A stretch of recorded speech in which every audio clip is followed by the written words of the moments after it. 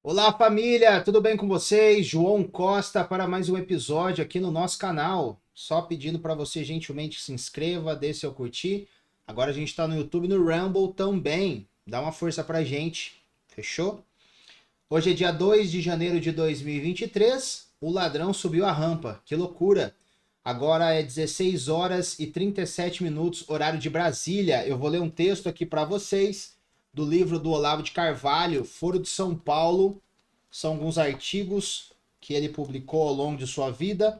Fez um apanhado desses artigos e montou essa obra de arte aqui com mais de, para não falar besteira para vocês, com mais de 450 páginas. E esse texto eu estava lendo, ontem eu acho que eu li ele umas 3 vezes. Eu gostaria de fazer um vídeo a respeito de uns 3 textos aqui, pelo menos, né? Seria esse, porque o brasileiro vota na esquerda. Quem sabe ainda essa semana eu faço Autoridade Moral da Mentira, que aí é um texto um pouquinho maior, um pouquinho mais completo. E o terceiro, que é hegemonia. Mas hoje nós vamos ficar com por que o brasileiro vota na esquerda. É um artigo que foi publicado pela Zero Hora no dia 1º de setembro de 2006. Faziam 16 anos nesta época que o Foro de São Paulo, fundado por Lula e Fidel Castro, já estava a milhão, poucas pessoas sabiam disso, e 16 anos depois, totalizando 30, vamos colocar 32, né? Esse ano faz 33 anos de Foro de São Paulo, e as pessoas ainda não sabem o que é isso. Vou ler aqui para vocês um pouquinho sobre este artigo que foi publicado no dia 1º de setembro de 2006 há 16 anos atrás. Vamos ao artigo. Se no Brasil ocorre esse fenômeno aberrante de um eleitorado conservador votar maciçamente em candidatos de esquerda, o motivo da contradição aparente é claríssimo e se compõe da confluência de 3 fatores. Desde logo, o conservadorismo não tem canais partidários ou culturais de expressão e se tornou politicamente nulo. Não há políticos conservadores. Ninguém pode votar em candidatos inexistentes.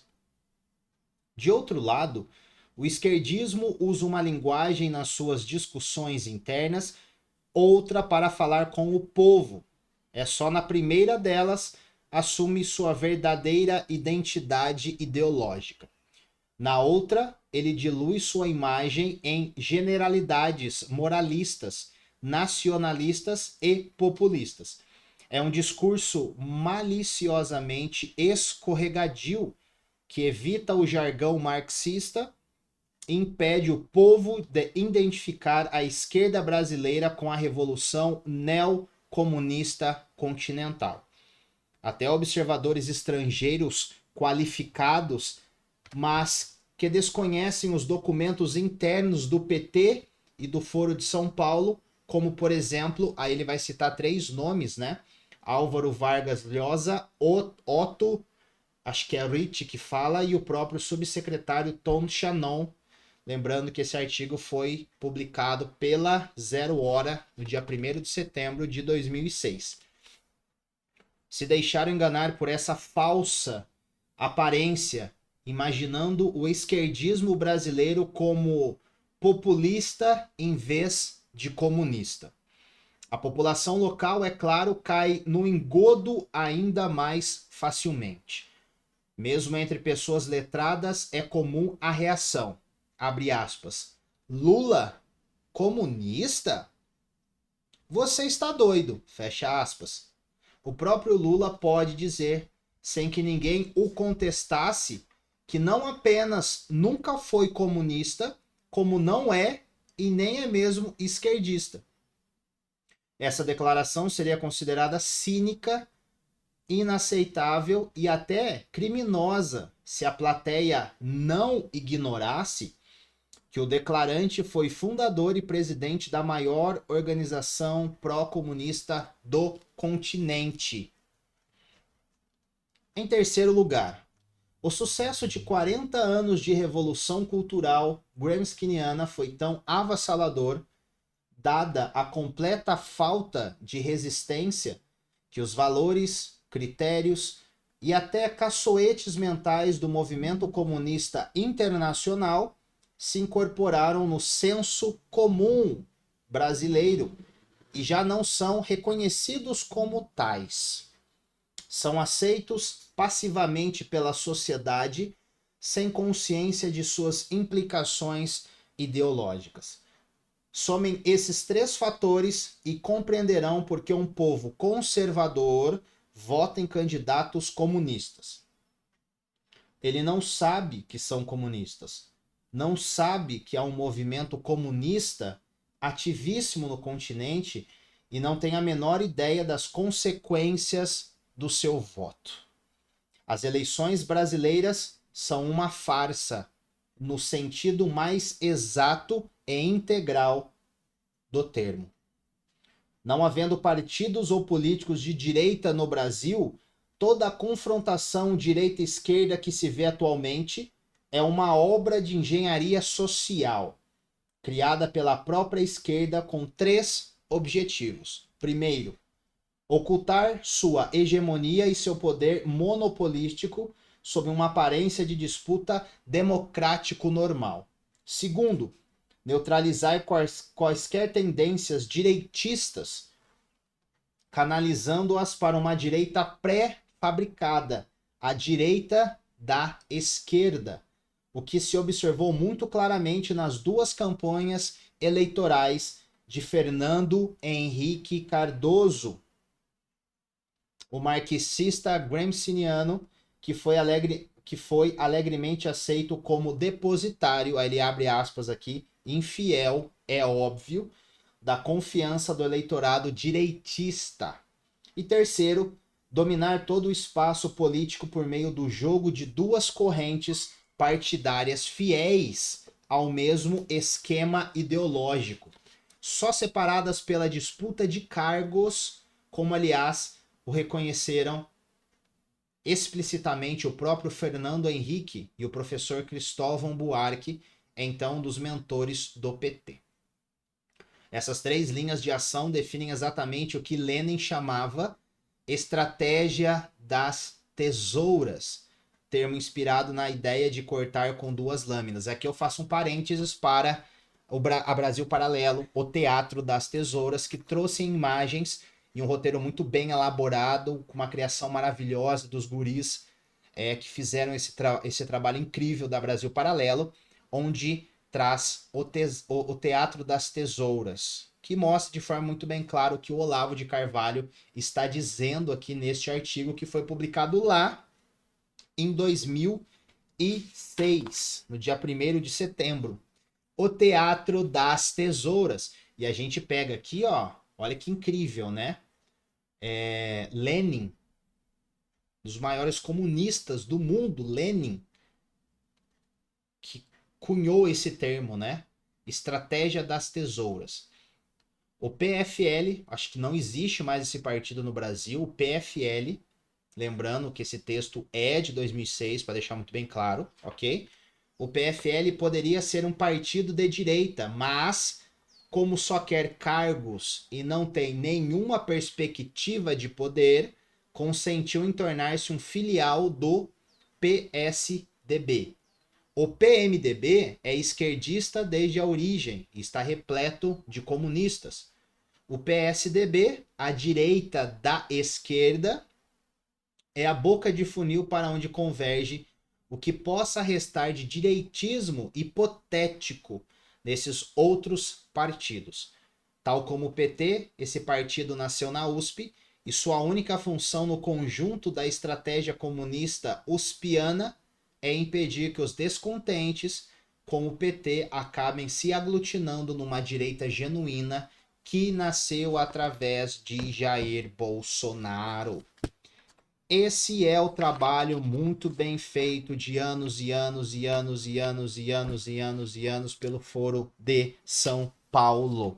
E você achando que, igual os liberais, né? Igual o Samidana, que não acredita nesta guerra cultural, os liberais, afinal de contas, eles têm dinheiros, eles têm muito dinheiro, eles são muito bem, são pessoas cultas, têm boa educação, têm boa formação e não acreditam nessa papagaiada, né, de uma guerra cultural.